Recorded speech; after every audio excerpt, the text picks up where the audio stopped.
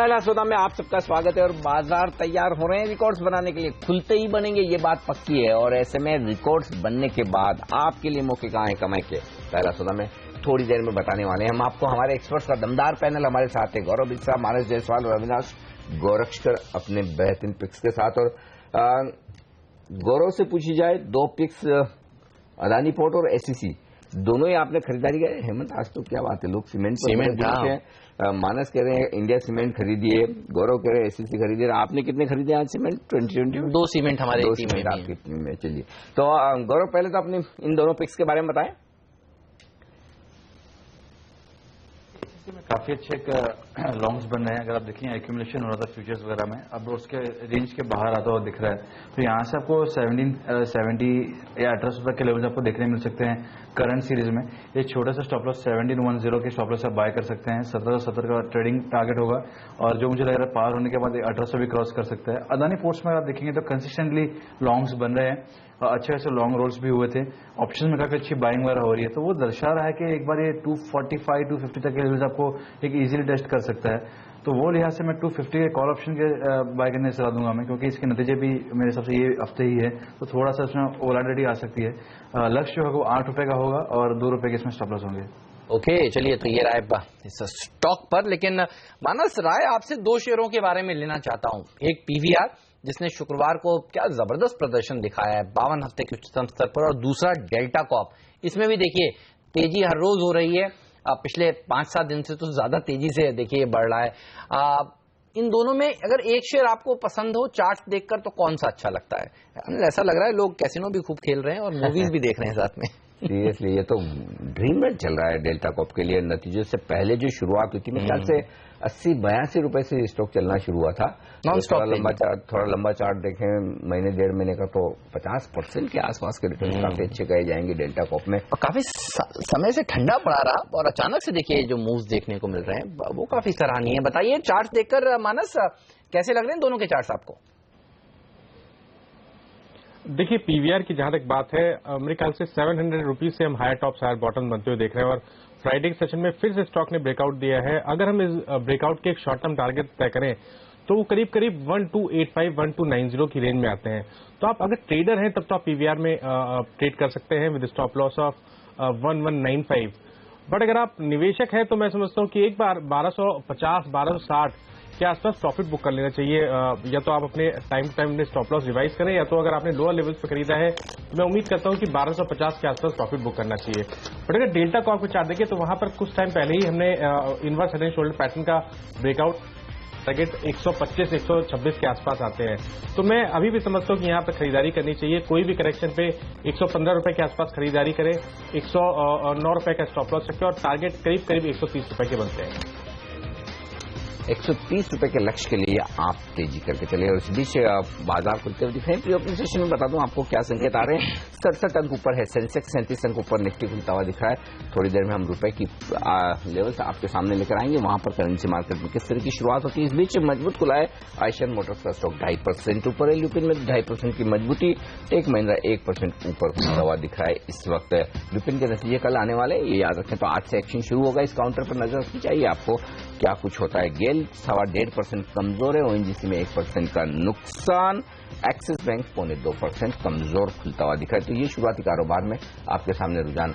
और रुपए की शुरुआत 7 पैसे की कमजोरी के साथ 8 पैसे की कमजोरी के साथ होती हुई दिखी। 6685 ये है रुपए का लेवल। लेकिन शुक्रवार को हम बहुत बढ़ चुके हैं, अच्छे मजबूत हो चुके हैं। तो 67 का लेवल टूटने का डर अब खत्म हो गया, ये एक अच्छा संकेत है। लेकिन जो आईटी कंपनियों के लिए बुरी खबरों का जिक्र कर रहे थे हेमंत, उनमें से एक ये भी कि रुपया फिर से मजबूत होता हुआ दिख रहा है। कॉग्निजेंट ने गाइडेंस लगातार कट किया है दूसरी बार फिर से। तो देखेंगे आज आईटी सेक्टर पर करेंसी मार्केट का क्या असर पड़ते हुए नजर आता है। लेकिन अगर आप इस मजबूत बाजार में शॉर्ट करने के मौके ढूंढ रहे तो फिर वो भी है हमारे एक्सपर्ट्स के पास। और शॉर्ट पर एकमात्र कॉल आया है गौरव की तरफ से, अगर मैं सही हूं तो। गौरव, पावर ग्रिड बेचना चाहते हैं, राइट?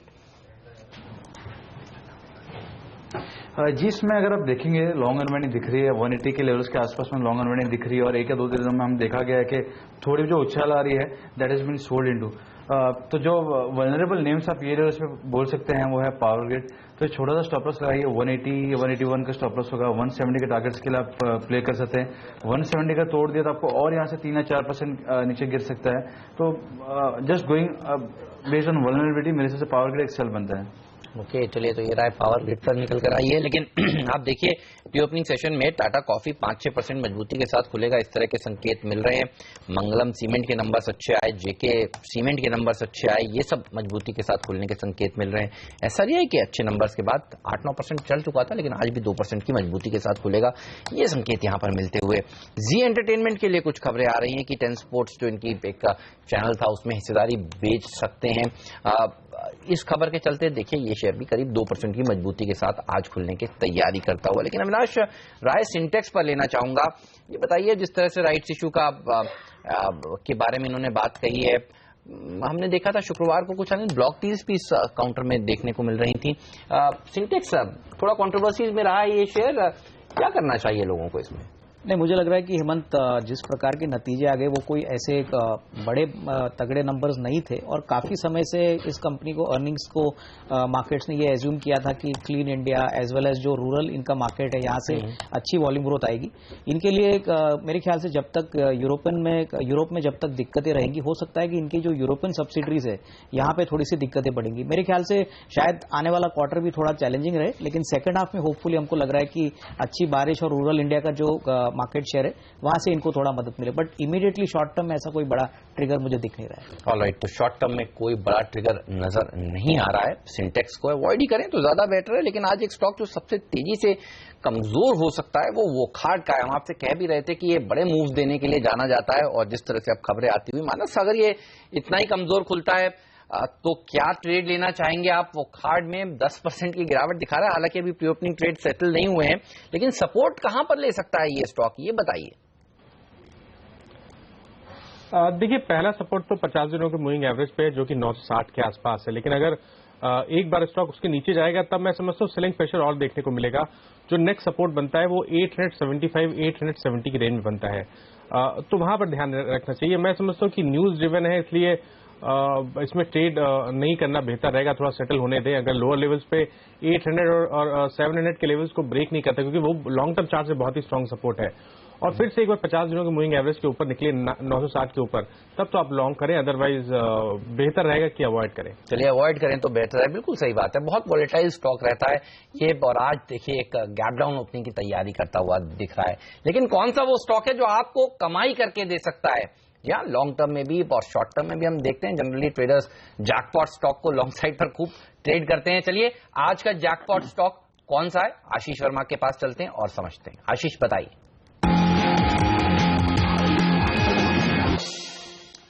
आज इंजीनियरिंग और कंस्ट्रक्शन सेवाएं मुहैया कराने वाली कंपनी एचसीसी या फिर हिंदुस्तान कंस्ट्रक्शन कंपनी हमारे रडार पर। ऑलमोस्ट 100 साल का इंजीनियरिंग हेरिटेज है इस कंपनी का, और इस देश में जितने भी लैंडमार्क इंफ्रास्ट्रक्चर प्रोजेक्ट्स खड़े हुए हैं ज्यादातर मेजरली इस कंपनी ने एग्जीक्यूट कर रखे हैं। इस देश का जो टोटल हाइडल पावर जनरेशन का 26%, इस देश के कुल न्यूक्लियर पावर जनरेशन का 65% कंस्ट्रक्शन इस कंपनी ने कर रखा है। इनफैक्ट जो एक्सप्रेसवेज और हाईवेज आप देखते हैं 3600 लेन किलोमीटर से ज्यादा इस कंपनी ने कंस्ट्रक्ट करा है। एक्सप्रेसवेज और हाईवेज के अलावा जो कॉम्प्लेक्स टनलिंग होती है, जितने भी टनल्स बनते हैं 300 किलोमीटर से ज्यादा, और देश में 350 से ज्यादा ब्रिजेस इस कंपनी ने बनाने का काम करा है। इनफैक्ट इस देश के जितने भी रिमार्केबल ट्रांसपोर्टेशन प्रोजेक्ट्स हैं उसके पीछे सीसी का हाथ है। सबसे बड़ा सीलिंग इस देश का पहला सीलिंग कहा जा सकता है बैंड्रा वर्ली सीलिंग मुंबई में इस कंपनी ने खड़ा करा।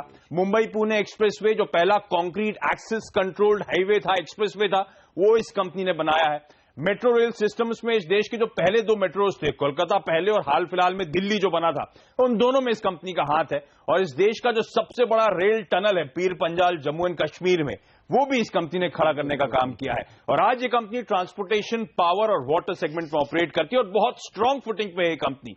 जो हाल में Q1 के नंबर्स आए थे, आए 980 करोड़ रुपए से ज्यादा, मुनाफे में ऑलमोस्ट 11 करोड़ रुपए इस कंपनी ने क्लॉक कर रहे थे और इस कंपनी का ऑपरेशनल परफॉर्मेंस में एक रिमार्केबल इंप्रूवमेंट देखने को मिल रहा है। ऑपरेटिंग प्रॉफिट 172 करोड़ रुपए का और इस कंपनी के बीटा मार्जिन्स 17.5% पे है। ये कंपनी अपने बिजनेस को रिवैम्प कर रही है, ऑपरेशनल एफिशिएंसीज लाने की कोशिश है, खर्चे काटने की यानी कि कॉस्ट रैशनलाइजेशन की कोशिश है, डिस्प्यूट्स को रिजॉल्व कर रही है और साथ साथ अपने एसेट्स को मोनेटाइज करने की कोशिश भी लगातार हो रही है। इनफैक्ट इस कंपनी की ऑर्डर बुक में पिछले 15 महीनों में 35% का उछाल देखने को मिला है, जो सरकार का इंफ्रास्ट्रक्चर पे स्पेंडिंग बढ़ाने का है उसका फायदा मिल रहा है और इनफैक्ट ये कंपनी अपना मार्केट शेयर भी लगातार गेन कर रही है।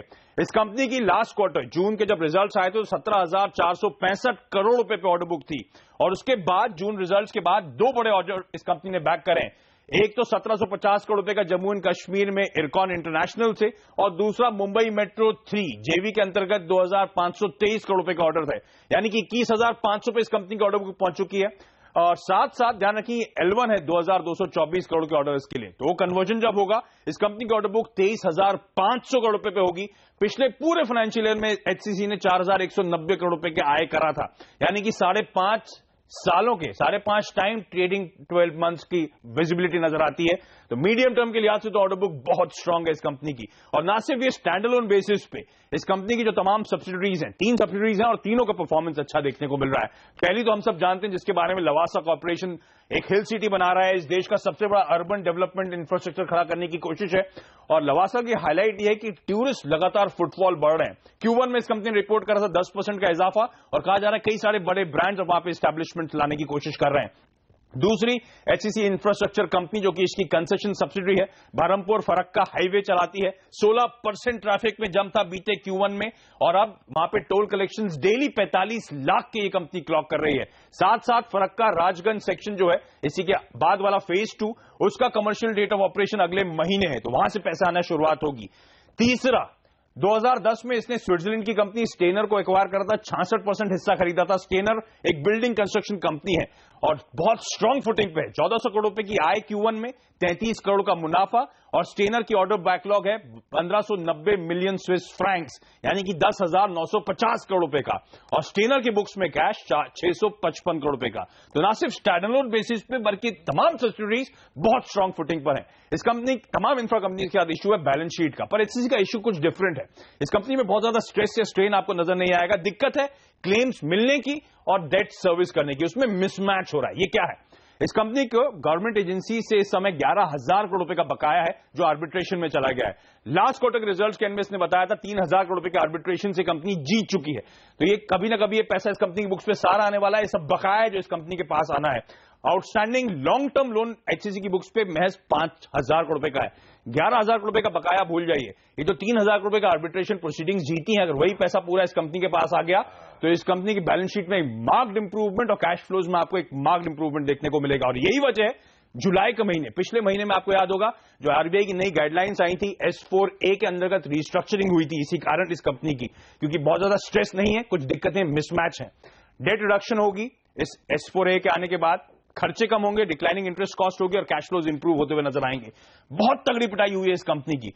1700 करोड़ का मार्केट कैप, 36% प्रमोटर्स के पास, डीआईएस का पसंदीदा शेयर है एचडीएफसी म्यूचुअल फंड के पास 9%, रिलायंस म्यूचुअल फंड के पास 2.5% से ज्यादा और फॉरेन पोर्टफोलियो इन्वेस्टर्स के पास 10.5% स्टेक है इस कंपनी का। तो एक बेहद स्ट्रांग बिजनेस, अच्छी लीगेसी, बहुत strong financial, operational performance improve हो रहा है, ऑर्डर बुक स्वेल कर रही है इस कंपनी की। सबसे इंपॉर्टेंट आर्बिट्रेशन जो अब मिलना शुरू हो रहे हैं, पैसा जो इस कंपनी का बकाया आ रहा है, जैसे जैसे इन्वेस्टमेंट साइकिल रिकवर होगी, डेट रिडक्शन होगा, एचसीसी की रीरेटिंग बहुत श्योर है। इस कंपनी को अपने रडार पर रखिए। आशीष, वर्ली सीलिंग का सुबह सुबह हम सब लेकर ऑफिस आते हैं चैनल चेक आपने भी किया होगा वैसे इसका? नहीं, वो कंस्ट्रक्शन क्वालिटी दिखती है। चलिए, शुक्रिया आपका इस जानकारी के लिए। तो एचसीसी है आज का हमारा जैकपॉट स्टॉक, 5% मजबूती के साथ खुलने के संकेत देता हुआ ये शेयर। वैसे आप कह रहे थे इंफ्रास्ट्रक्चर शेयरों पर आज रखिए नजर, एसआरआई इंफ्रा के भी नंबर्स काफी दमदार आए, कल आरबीआई की पॉलिसी भी है। बिल्कुल, तो तमाम इंफ्रा स्टॉक्स बड़े एक्शन में दिख रहे हैं। ये एक्शन बढ़ता हुआ दिखेगा। एक और स्टॉक इंटरेस्टिंग है जो मैं खबर पढ़ रहा था अभी थोड़ी देर पहले, Neuland laboratories. I don't know, Avinash check करते हैं, अविनाश ट्रैक करते हैं। इस स्टॉक के लिए खबर बड़ी आई, तेवा के साथ कोई एक दवा के लिए टाई अप किया, ये अकेले वो दवा बनाते हैं और $1.2 बिलियन का मार्केट उस दवा का है, ये खबर है। तो ये न्यूलैंड लैब का स्टॉक क्या कुछ अच्छे एक्शन में दिख सकता है? आपके सामने प्राइस लेकर आएंगे न्यूलैंड लैब, मेरे ख्याल से स्पेलिंग NEULAND है, इसलिए शायद ढूंढने में मुश्किल हो रही है। बताइए इस स्टॉक में क्या राय रखते हैं आप? आई थिंक न्यूज फ्लो तो डेफिनेटली अनिल जी काफी पॉजिटिव है, और अगर ये ड्रग में एक अप्रूवल मिलता है, इसका कमर्शियलाइजेशन होता है मार्केट में, तो डेफिनेटली एक अच्छी बात होगी।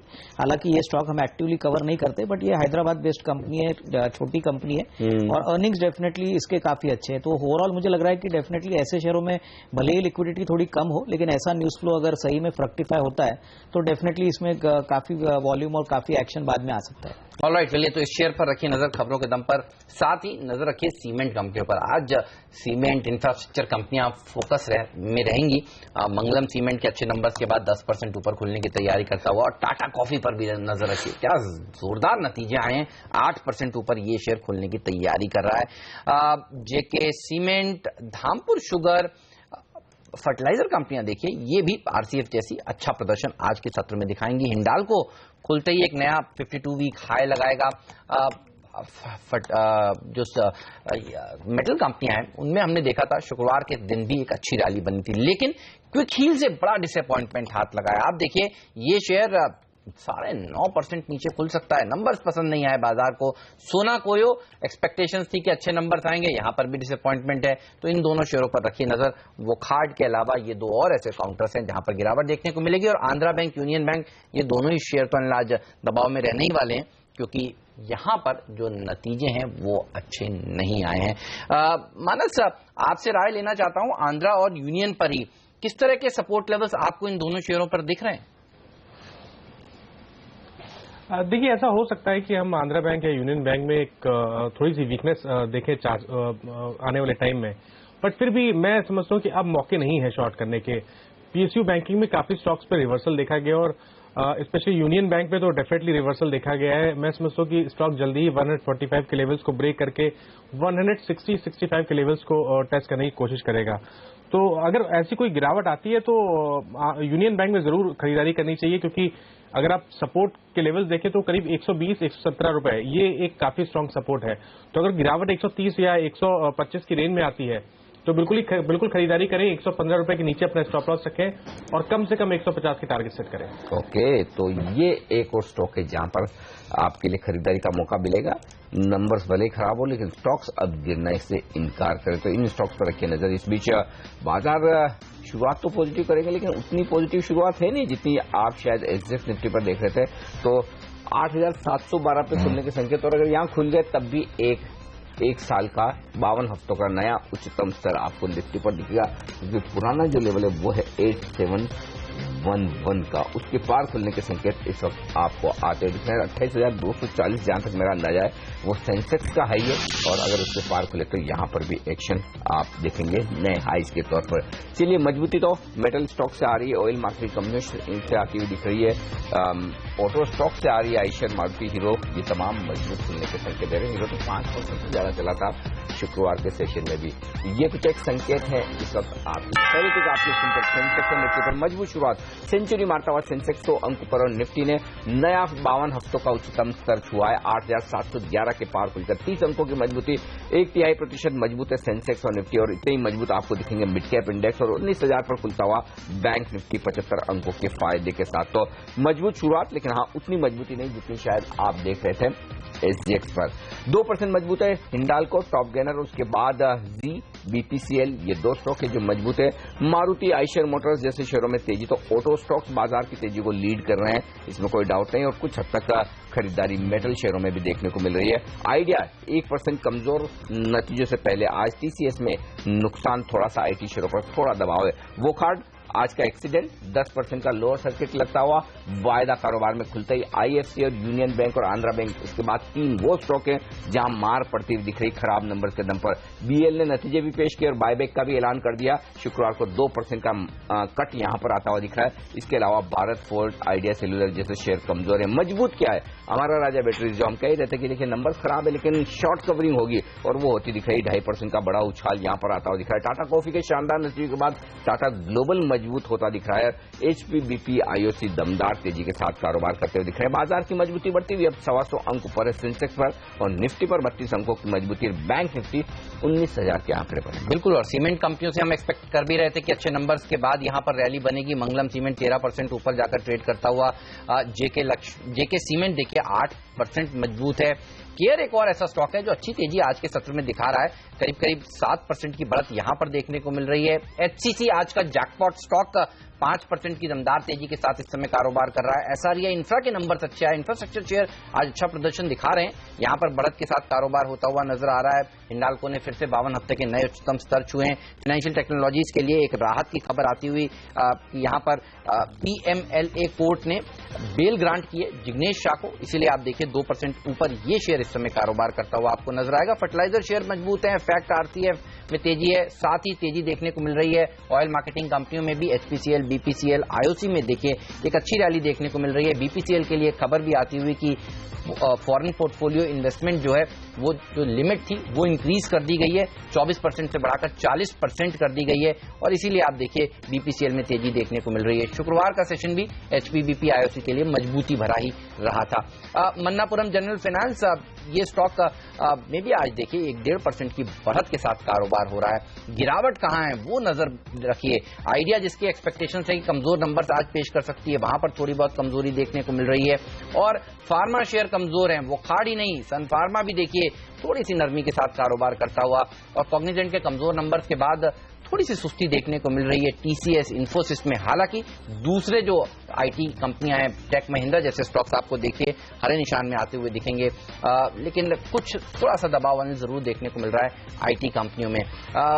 ऑटो शेयर क्या जबरदस्त तेजी दिखा रहे हैं, पिछले हफ्ते भी हमने देखा था। आज देखिए मारुति, बजाज ऑटो, अब इस हफ्ते एमएनएम के नतीजे आने वाले हैं, देखना होगा वो कैसे आते हैं, और दूसरे जो ऑटो शेयर हैं हीरो मोटोकॉर्प जैसे भी काफी मजबूती के साथ ट्रेड कर रहा है। हीरो मोटोकॉर्प 5.5% ऊपर बंद हुआ था, निफ्टी का टॉप गेनर था। इससे अंदाजा लगा सकते हैं आपकी किस तरह की तेजी इन तमाम ऑटो शेयरों में होती हुई दिख रही है। बाजार 8,700 के नजदीक आते हुए दिख रहे हैं, तेजी है, लेकिन जो कहें कि रन अवे रैली है और जो लोग एकदम कूद कर खरीद लेना चाहते हैं वैसा नहीं दिखा है, और ये अच्छी संकेत है कि बाजार रुक रुक कर थम कर चले तो ज्यादा बढ़िया है। लेकिन फिलहाल सबसे पहले एक स्टॉक जिसके लेवल्स लेना जरूरी है और वो है वोकहार्ड। 11% टूटता हुआ। मानस, अब कौन से लेवल्स अहम है चार्ट पर और क्या करना चाहिए? देखिए, पहले मैंने मेंशन किया था कि 870 एक स्ट्रॉन्ग सपोर्ट है स्टॉक के लिए, और 877 के लोज बने हैं। तो अगर इस सपोर्ट को रिस्पेक्ट देता है स्टॉक और एक बार 940 के ऊपर निकले, तब तो आप यहां पर लॉन्ग ट्रेड करें। बट अगर 870 के लेवल्स ब्रेक होंगे तो ये मान के चलिए कम से कम 130 रुपए का क्रैक देखने को मिलेगा 870 से। तो कॉशियस रहना चाहिए स्टॉक में, अपने स्टॉप लॉसेस जरूर लगाएं 870 के नीचे, और लॉन्ग ट्रेड के लिए तो मैं एडवाइस तभी करूंगा जब स्टॉक 940 के ऊपर जाएगा। ओके, मालिकों पर नजर रखते हैं, देखते हैं वहां पर किस तरह का एक्शन देखने को मिल रहा है। नतीजे काफी अच्छे आए थे, एक्सपेक्टेड था कि करीब 20% के 20.5% के आसपास मार्जिन आएंगे, 21% के मार्जिन से फ्लैट है ये शेयर। लेकिन आप देखिए भारत फोर्ज, यहां पर दबाव देखने को मिल रहा है, आज करीब 2% का। कुछ ब्रोकरेज हाउसेस की भी रिपोर्ट्स यहां पर आई थी नतीजों के बाद, आज ये थोड़ा सा ठंडा कारोबार कर रहा है। हालांकि ऑटो शेयर अच्छा प्रदर्शन आज के दिन दिखा रहे हैं। आइडिया में गिरावट देखने को मिल रही है। टॉप 5 लूजर्स अगर आप देखें एफएनओ में तो वो खबरों के दम पर ही गिरने वाले शेयर हैं। सबसे पहले तो अनिल ने भी आपको जैसा बताया, वो खाट 11% नीचे है। यूनियन बैंक देखिए नंबर्स काफी कमजोर आए। सीएलएसए, मॉर्गन स्टैनले, सारे के सारे ब्रोकरेज हाउसेज ने अपनी जो लक्ष्य हैं वो घटाए हैं, रेटिंग्स डाउनग्रेड की हैं, उसका खामियाजा। और बीईएल, आईएफसीआई में गिरावट देखने को मिल रही है। अलग अलग खबरों के दम पर बीईएल के नंबर्स भी अच्छे नहीं दिख रहे थे।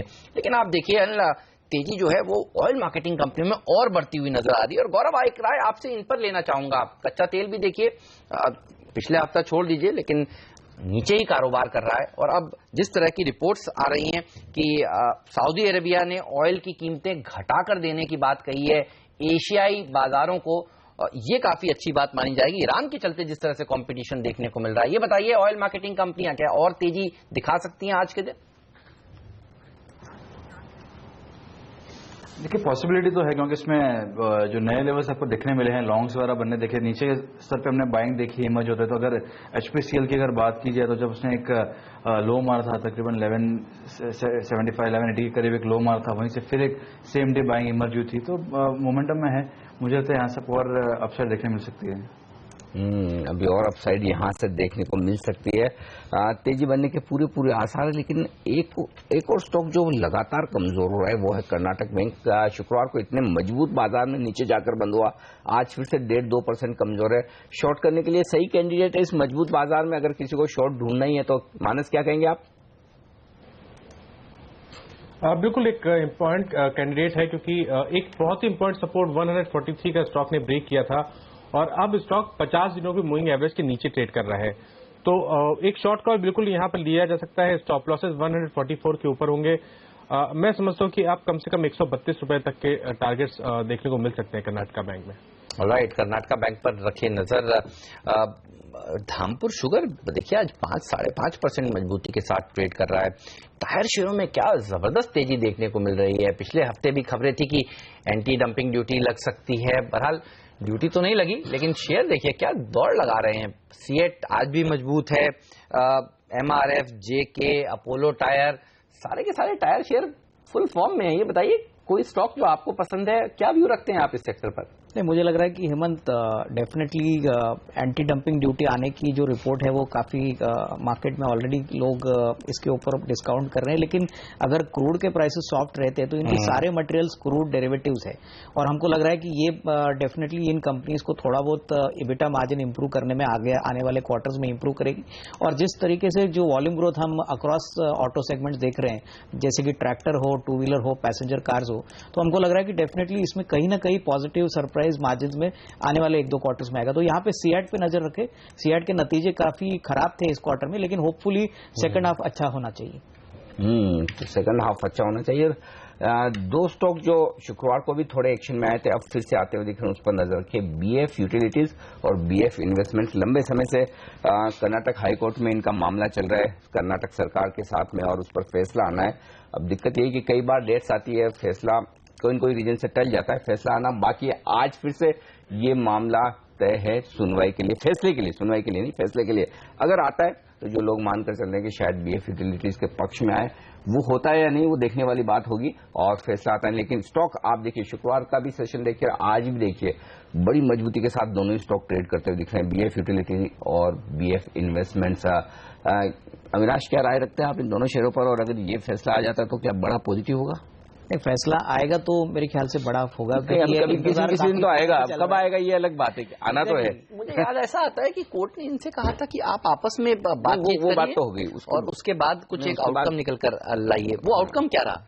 उसके बाद फाइनली मामला कोर्ट के पास, कोर्ट को फैसला देना है, चूंकि कर्नाटक सरकार ने एग्री नहीं किया और समझा ये जा रहा है कि अब कर्नाटक सरकार एग्री नहीं करी तो इनके फेवर में ये फैसला हो सकता है। लेकिन अब मेन चीज यही है कि कई बार डेट सही है और ये रिजल्ट आता नहीं है, लेकिन स्टॉक भागता है, तो अभी करना क्या चाहिए? आई थिंक मेरे ख्याल से ये लेवल पे अगर किसी का रिस्क एपेटाइट है, अच्छा रिस्क लेने की कैपेसिटी है, तो मेरे ख्याल से ये लेवल से एंट्री करना चाहिए, क्योंकि अगर ये फैसला कंपनी के फेवर में आता है तो बहुत बड़ा अपसाइड आएगा। मेरे ख्याल से जिस प्रकार की इनकी जो करना इस प्रोजेक्ट में जिस प्रकार की लैंड बैंक है और जिस प्रकार का रेवेन्यू पोटेंशियल है, हमको लग रहा है कि डेफिनेटली इसमें मार्केट्स यही पॉइंट पे लेके ये स्टॉक को आगे रिलेट करेगी। चलिए तो देखना होगा, लेकिन अच्छी तेजी, बिल्कुल सही कह रहे हैं, अच्छी तेजी दिखाता है ये इन खबरों के दम पर ही कि कोर्ट में ये इनकी सुनवाई होने वाली है। बहरहाल आज का दिन ऐसा ही इस समय तक नजर आ रहा है। लेकिन आप देखिए JK सीमेंट के तो अच्छे नंबर आए, 7% ऊपर है। JK लक्ष्मी सीमेंट जिसके नंबर आने वाले हैं इस हफ्ते, उन शेयरों में भी तेजी देखने को मिल रही है। 6% की मजबूती के साथ ये शेयर कारोबार कर रहा है। मेटल शेयर काफी मजबूत है। और राय गौरव आपसे लेना चाहूंगा, मेटल्स में एक टॉप पिक अपनी बताइए। हिंडाल्को देखिए क्या जबरदस्त तेजी दिखा रहा है, हर रोज 52 हफ्ते के उच्चतम स्तर छू रहा है, आज भी 4% मजबूत है ये।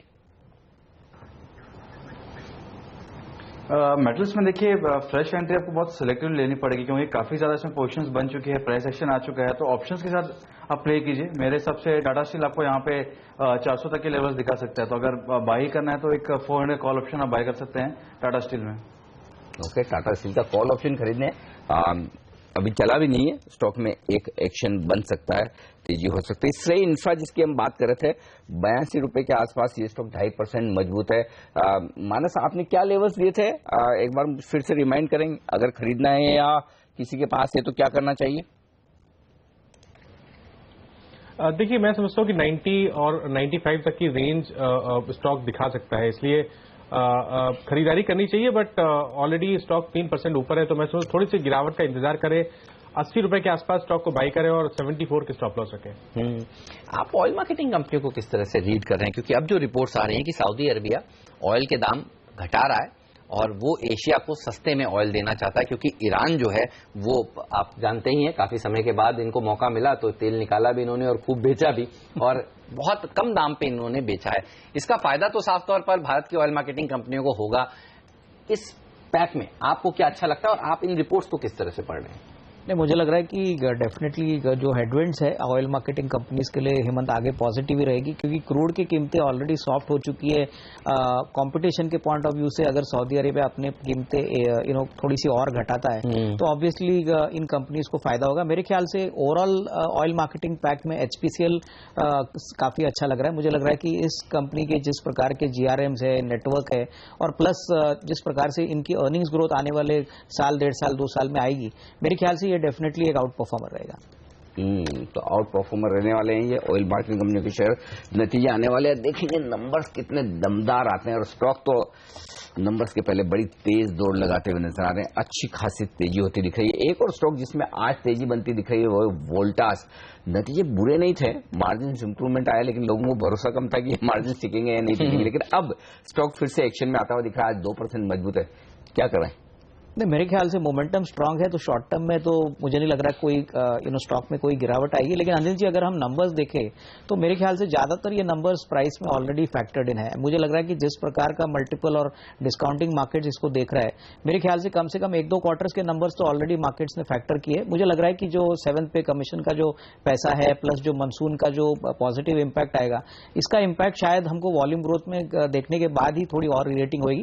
बट ओवरऑल मेरे ख्याल से नेक्स्ट 12 मंथ्स का आउटलुक पॉजिटिव रहेगा। ओके, और आप देखिए दिन के हाईएस्ट लेवल पर ये शेयर इस समय कारोबार कर रहा है। अगर आप देखिए ओपन इंटरेस्ट चैनल जो आप क्लोजली ट्रैक करते हैं, किसमें सबसे ज्यादा बड़ा है? एक तो वोखार्ड में और नीचे शेयर गिर रहा है 11%, और दूसरा हिंडाल्को में 3% ओपन इंटरेस्ट बढ़ा है। और इस हफ्ते शुक्रवार को हिंडाल्को के नतीजे भी आने वाले हैं, तो हिंडाल्को एक ऐसा स्टॉक है जहां पर अच्छी तेजी देखने को मिल रही है। इसके अलावा अपोलो टायर शेयरों में तो क्या जोरदार तेजी देखने को मिल रही है। मानस, इस पैक में आपको क्या सबसे अच्छा लगता है?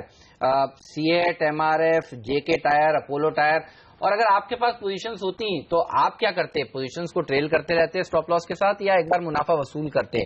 क्या राय रख रहे हैं आप इस पैक पे?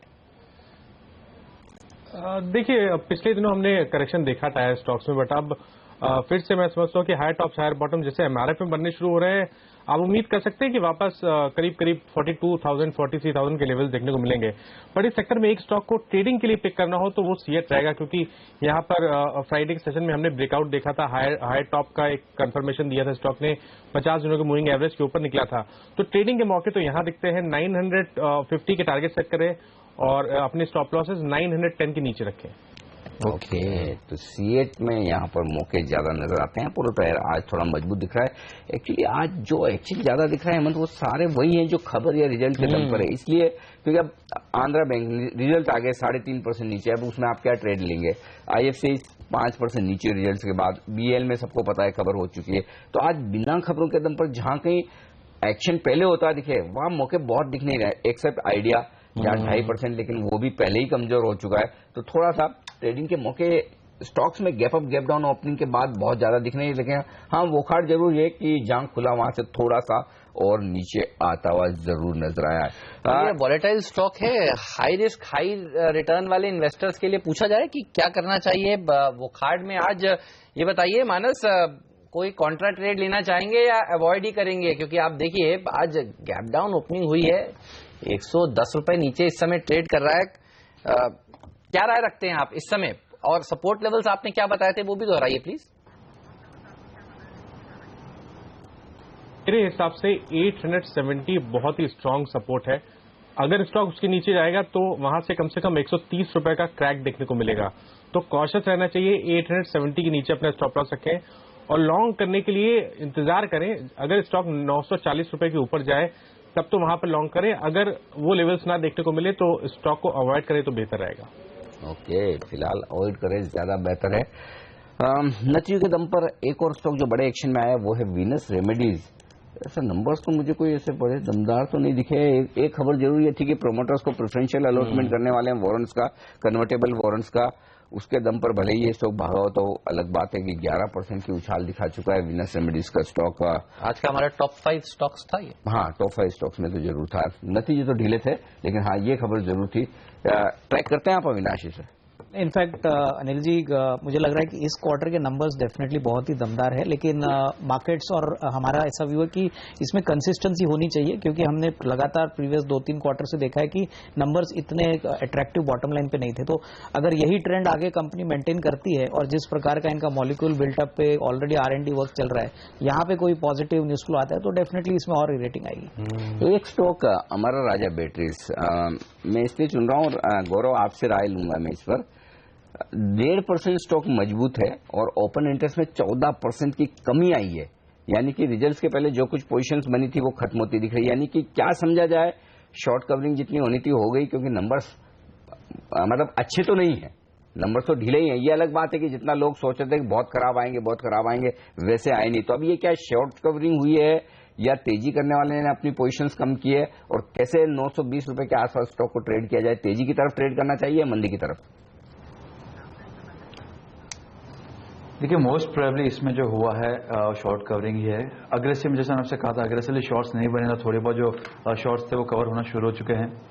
ये लेवल्स पे मेरे हिसाब से 10 रुपए के टारगेट से आप स्टॉप लॉस से अगर आप बाय कर सकते हैं। ऊपर में आपको एक बार वापस से 940 से 950 के जोन एक बार दिखा सकता है, आज नहीं लेकिन शायद 2 या 3 दिनों में आपको देखने मिल सकते हैं। तो यहाँ से अगर किसी को पोजीशंस बनानी है तो फिलहाल में पॉजिटिव ही बनाई इसमें। ओके, इसके अलावा केयर के शेयर पर नजर रखिए। ये मुनाफा जो है वो 30% घटा है, लेकिन स्टॉक काफी अच्छी तेजी यहां पर दिखा रहा है। ट्रैक किए आपने केयर के नंबर्स को और रेटिंग एजेंसीज पर आपका क्या व्यू बन रहा है? इनफैक्ट हेमंत, ये नंबर्स डेफिनेटली डिसअपॉइंटिंग है, क्योंकि प्रीवियस क्वार्टर में भी हमने देखा था कि बोथ टॉप लाइन और प्रॉफिटेबिलिटी पे एक थोड़ा सा डिक्लाइन हमने प्रॉफिट में देखा था। मेरे ख्याल से अगर हम केयर को दूसरे रेटिंग एजेंसी से कंपेयर करें, जैसे क्रिसिल और इक्रा से, तो डेफिनेटली रिलेटिव टर्म्स में काफी अंडरवैल्यूड लग रहा है। हमको लग रहा है कि होपफुली अगर यहाँ पे कोई स्ट्रेटेजिक इन्वेस्टर आता है या कोई नया निवेशक आता है तो इसमें अच्छी रेटिंग आएगी। बट अदरवाइज ये डिविडेंड यील्ड के पॉइंट ऑफ व्यू से अच्छे डिविडेंड देता है।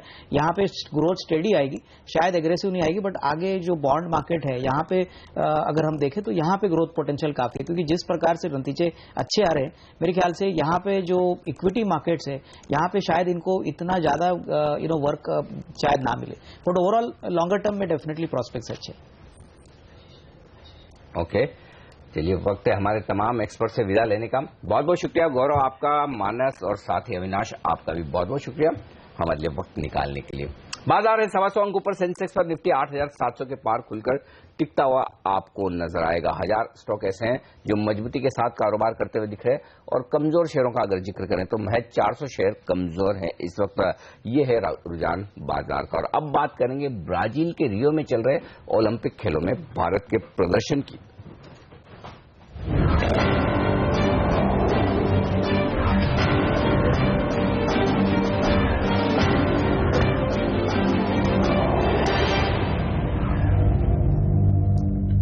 और ओलंपिक का बुखार पूरी दुनिया भर पर फैला हुआ है, और हमारे ऊपर भी और हमारे कॉर्पोरेट्स पर भी।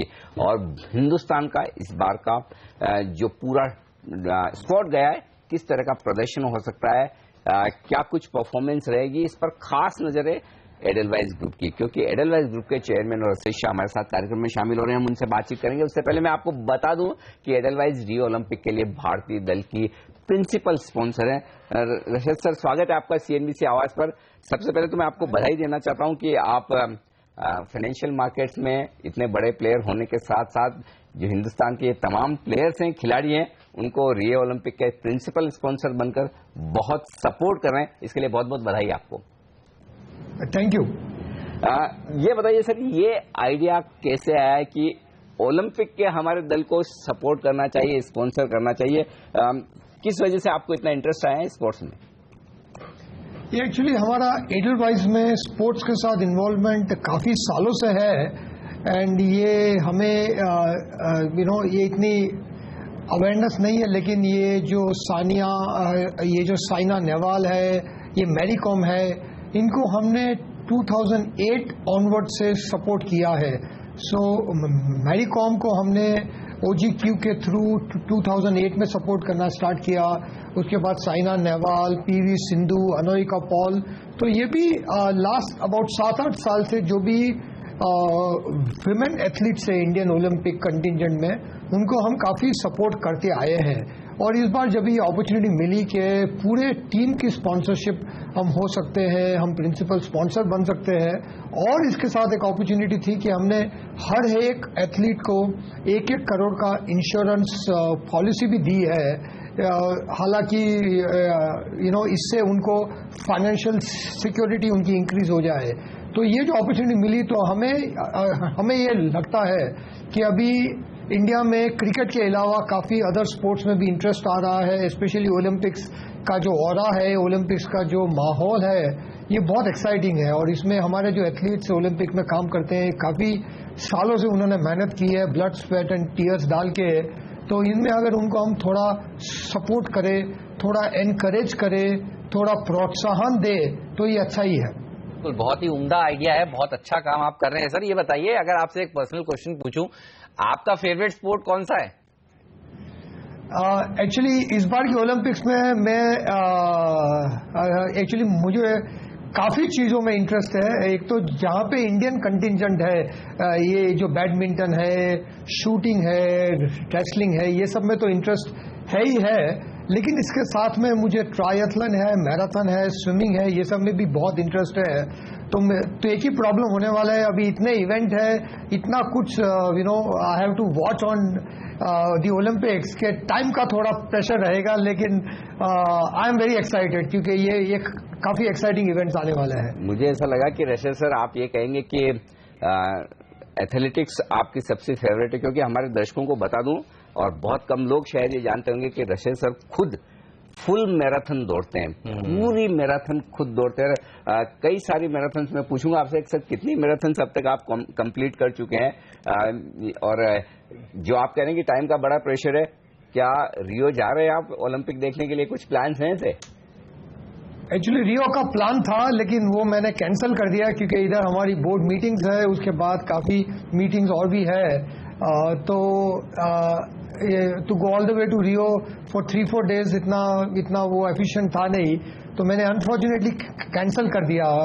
मेरा बहुत ये था, दिल था कि रियो में जाके इसको मैं फर्स्ट हैंड एक्सपीरियंस करूं, लेकिन अनफॉर्चुनेटली ये कैंसिल हो गया मेरा। सर एक और चीज हेमंत जो बताना चाहता हूँ एडलवाइज ग्रुप के बारे में, वो ये कि एडलवाइज ग्रुप की ब्रांड एम्बेसडर जो है वो साइना नेहवाल है। तो सर कम से कम एक मेडल की उम्मीद तो बैडमिंटन में पक्की है?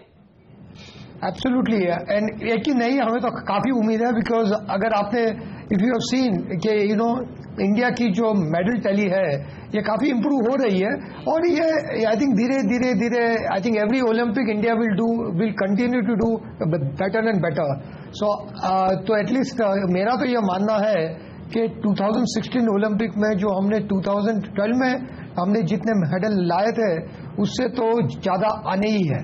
बिल्कुल सर, ये बताइए जो प्रिंसिपल स्पॉन्सरशिप आपने ली है, लोग जानना चाहेंगे कि कितना पैसा आपने इसके लिए खर्च किया है, अगर वो हमसे डिटेल्स आप शेयर करें।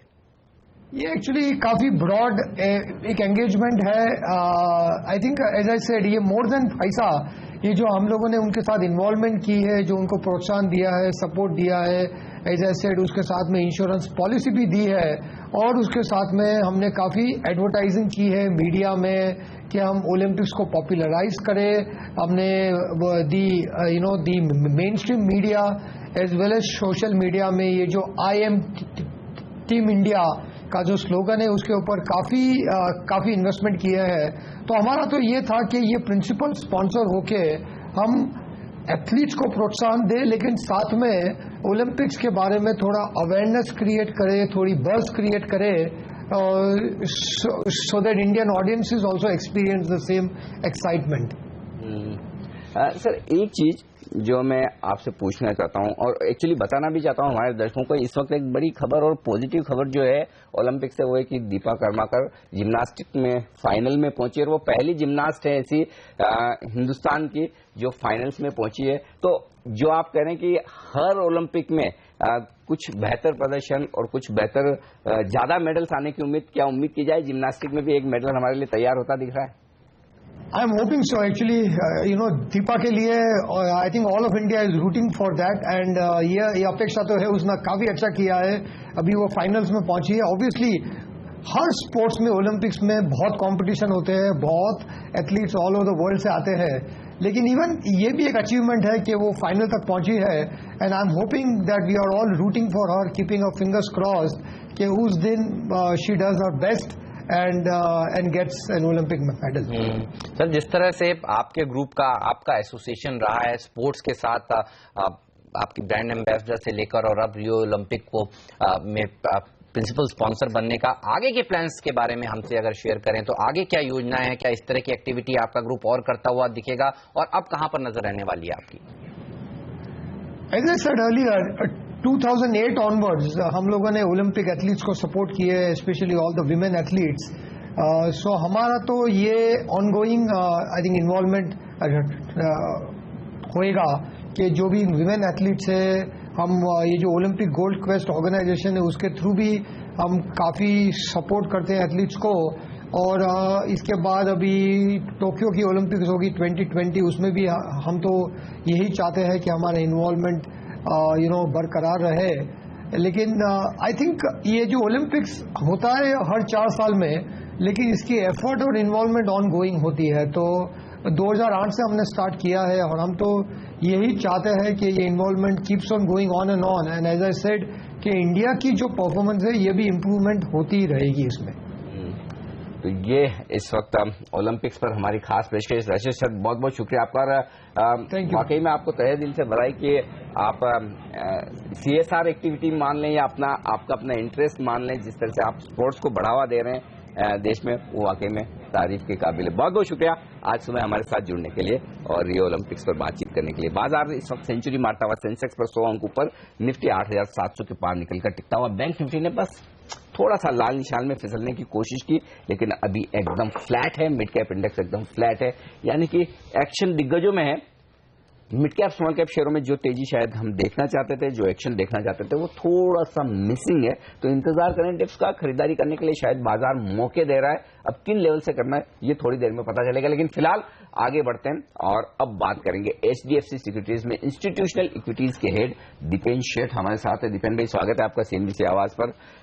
सबसे पहले तो बाजार ये तो रुकने का नाम नहीं ले रहा है, हर रोज नए हाईज हमारे यहाँ भी और दुनिया भर में भी।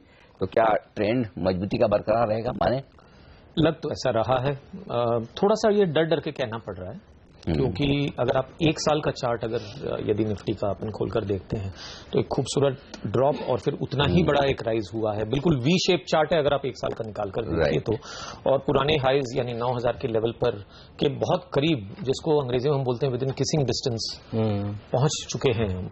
और इस वक्त पर बहुत जरूरी है कि इनफ्लोज, अगर मार्केट बढ़नी है तो इनफ्लोज जो हैं, खास करके जो ग्लोबल इनफ्लोज हैं, वो स्ट्रांग रहे। तो यही हो रहा है। FII इनफ्लोज अभी फिलहाल रिसेंटली रिवर्स हो चुके हैं, और अगर आप एंड अप्रैल तक देखते हैं जी, तो अप्रैल तक के पिछले 12 महीने तक के जो इनफ्लोज थे वो आउटफ्लो थे 19,000 करोड़ के, अगर वहां से 12 महीने पीछे अगर देखते हैं तो। और अगर जुलाई के एंड में देखते हैं तो पिछले 12 महीने में 4,000 करोड़ का इनफ्लो दिखता है, तो 16,000 करोड़ का फर्क पड़ गया। पिछले 10 दिनों में FIIs ने 6,700 करोड़ नेट इन्वेस्ट किया है हमारी मार्केट में। तो सबसे खूबसूरत मौका मार्केट्स में तेजी का तब मिलता है इन्वेस्टर्स को, निवेशकों को, जब FII फ्लोज पीक पर होते हैं तब नहीं, लेकिन जब घूम कर वापस पॉजिटिव होना चालू करते हैं, यदि ये एफआईआई फ्लोज का reversal from negative to positive यदि ये बरकरार रहा, और अभी तक ग्लोबल इंडिकेशन पूरा ऐसा ही है कि ये बरकरार रहेगा, तो बहुत बड़ी तेजी बन सकती है। लेकिन डिस्क्लेमर ये है कि हम लोग ऑलरेडी 18-19x के करीब अगर वैल्यूएशंस में देखें तो पहुंच चुके हैं।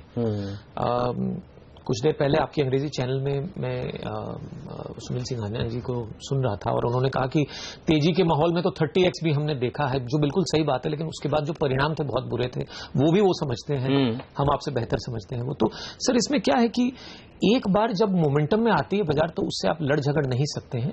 यदि ये मोमेंटम बरकरार रहा तो एक बार तो तेजी का माहौल दिखता है। ओके, चलिए, तो तेजी के माहौल में कहां पर निवेश के अच्छे मौके दिख रहे हैं आपको, ये बताइए।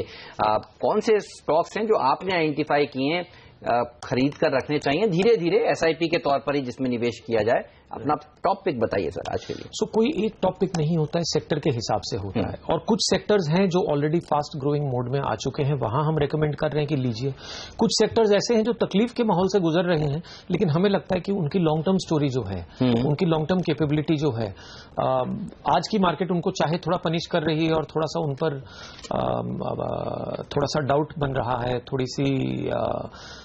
थोड़ा सा विश्वास टूटता हुआ दिख रहा है, लेकिन हमें लगता है कि ये बिजनेसेस बहुत अच्छे हैं तो वहां लेना चाहिए। तो कुछ वैल्यू स्टॉक्स दिखते हैं, कुछ ग्रोथ स्टॉक्स दिखते हैं, कुछ इंडिया अलाइंड स्टॉक्स दिखते हैं, इस तरह से है। कहीं ना कहीं हमें इन सारी चीजों में कमोडिटीज से दूर रहना चाहिए। अभी सीमेंट एक बहुत बड़ी तेजी कर चुका है, हमें सीमेंट में फॉर एग्जांपल एक टॉपिंग आउट दिख रहा है। अब लोग मानेंगे नहीं इस बात को कि सीमेंट में इतनी बड़ी तेजी यहां पर आकर बंद हो जाएगी, क्योंकि अभी काफी सारे सालों तक यहां से भी लगता है कि इंफ्रास्ट्रक्चर बिल्ड आउट चलता रहेगा इंडिया में, लेकिन सीमेंट आफ्टर ऑल एक कमोडिटी है। और एक हद में जब $60 और $70 पर टन में सीमेंट कंपनीज मिल रही थी तो लेने को बनता था। आज $200-$250 पर टन की वैल्यूएशंस पर चली गई हैं, तो हमें लगता है कि कहीं ना कहीं लार्ज कैप सीमेंट में बबल बनना शुरू तो हुआ है। तो अब ये लास्ट 10-20-30% के लिए, 10-20% के लिए अगर आप लेकर रखेंगे तो रिस्क दिखता है। ठीक है, वैल्यू बाइंग अगर देखते हैं तो हमको आईटी में दिखती है, तो इन्फोसिस का ये क्वार्टर अच्छा नहीं था, स्टॉक थोड़ा पनिश हुआ है और शायद ये अच्छा मौका है लेने का। माइंट्री का ये क्वार्टर खराब था, तो माइंट्री को आप जरूर देख सकते हैं। आज उनकी एक एनालिस्ट मीट है, शायद उनके बारे में ज्यादा डिटेल्स मिलेंगे। ग्रोथ जहां दिखती है तो मारुति जैसे स्टॉक्स चले जा रहे हैं, 3800 से हम लोग रेकमेंड किए जा रहे हैं कि भाई ये जो घुमा है गलत घुमा है और इंडिया की ग्रोथ स्टोरी के साथ अलाइंड है, मानसून अच्छा होगा, 1/3 ऑफ सेल्स रूरल इंडिया में है, मारुति लेना चाहिए। तो 5000 वहां पर हो गया है दाम, आई डोंट नो कितना, 5000 दाम हो चुका होगा, 5000 है ना। तो छोटी कंपनियां हैं, मिड कैप्स हैं, जैसे कि हमने वी गार्ड रेकमेंड किया है और वी गार्ड डबल हो चुका है। अभी हमसे पूछा गया था कि डबल हो गया, उसके बाद भी आप रेकमेंड करें। आपका वी गार्ड यहां से क्यों नहीं डबल हो सकता? कौन सा स्टॉक है जो अब आपको वी गार्ड जैसे लग रहा है जहां तेजी बने? तो सर वी गार्ड भी हमें अच्छा लग रहा है, ओके, नो डाउट। भले वैल्यूएशंस थोड़े ज्यादा हैं, हम वी गार्ड को जैसे 27 टाइम्स वैल्यू करके 1800 रुपए का टारगेट प्राइस देने में हमें शर्म नहीं आती है। और आज के दाम से शायद बहुत ज्यादा वो नहीं दिख रहा है, लेकिन 2 क्वार्टर और ग्रो करेगा, 2 साल और ग्रो करेगा तो 1800 का टारगेट प्राइस भी अपग्रेड हो सकता है, क्योंकि वी गार्ड एक ऐसे बिजनेस में जहां 10 साल की ग्रोथ पॉसिबल है। तो जिस बिजनेस में 5 साल 10 साल की ग्रोथ पॉसिबल है, वहां आप टाइमिंग एरर कर सकते हैं, लेकिन सूनर और लेटर आपको एब्सोल्यूट करेक्शन नहीं फेस करना होगा, आप थोड़ा पेशेंस रखेंगे तो इस टाइप की मार्केट में, इस टाइप के माहौल में बहुत अच्छे आए थे नतीजे। और आज जो 2000 करोड़ का बिजनेस है, कल को 5000 करोड़ का बिजनेस क्यों नहीं हो सकता, ये सोचने लायक बात है, क्योंकि इनकी ब्रांड स्ट्रांग है, इनकी प्रोडक्ट कैटेगरी स्ट्रांग है, इनका डिस्ट्रीब्यूशन अभी तो नॉर्थ इंडिया में स्टेप अप होना बाकी है। तो ऐसी कंपनीज को मल्टी ईयर ग्रोथ विजिबिलिटी पर एक अर्निंग्स मल्टीपल देना कोई मुश्किल नहीं लगता है। आईटी कंपनी पर आपसे राय लेना चाहता हूँ, खरीदे या बेचे? क्योंकि अब देखिए रिजल्ट्स में इस बार कुछ मजा आया नहीं। हाँ बिल्कुल, राइट, बिल्कुल। एक एक्सेल टेक को छोड़ दें, जो भी लो बेस पर थोड़ी अच्छी परफॉर्मेंस दी है, पहली बार गाइडेंस दिया है, बाकी चारों दिग्गज तो खराब थे। अब कल कोग्निजेंट ने फिर अपना गाइडेंस कट किया है, बिल्कुल। तो ऐसे में क्या करें, खरीदें, छोड़ दें? तो देखिए एचसीएल टेक का जहां तक सवाल है, हमें वो कंपनी पहले से अच्छी लगती इसलिए आ रही है क्योंकि बाकी कंपनियों की तुलना में उसका जो आईएमएस में एक्सपोजर है, इंफ्रास्ट्रक्चर मैनेजमेंट सर्विसेज, वो सबसे ज्यादा है। और इस बार organic quarter on quarter growth IMS में 10% था, जो कि 14 क्वार्टर का हाई है। यही हमारी थीसिस थी HCL टेक के लिए, और इसी वजह से वो 850 के लेवल से 700 रुपए तक भी जब गिरा था, तब भी हम लोगों को यही बोल रहे थे कि ये लेने लायक है। अब वापस 800 की रेंज में आ गया है और यहां से भी हमें बेहतर लग रहा है। और इस तरह की और एक ब्रॉडर कमेंट मैं IT के बारे में ये कहूंगा कि अगर आप लास्ट 20 साल की हिस्ट्री इंडियन IT कंपनीज में यदि देखते हैं तो आपको ये दिखेगा कि इंडियन IT कंपनीज जो हैं इंडिया के सबसे टैलेंटेड लोगों को हायर करती हैं, सबसे बढ़िया वेतन देती हैं और सबसे हाईटेक काम करवाती हैं। अब इस इंडस्ट्री में टाइम टू टाइम हर 5, 6, 10 सालों में किसी न किसी तरह का डिसरप्शन होता है। कभी Y2K होता है, कभी .com बबल बर्स्ट होता है, कभी ऑटोमेशन की बातें होती है, कभी डिजिटाइजेशन की बातें होती हैं। और हर वक्त, हर डिसरप्शन के वक्त पर इंडियन IT कंपनीज ने अपने आप को रीइन्वेंट किया है। तो ये जनरल कमेंट है, ऐसा नहीं है कि हर कंपनी इक्वली अपने आप को रीइन्वेंट कर पाएगी।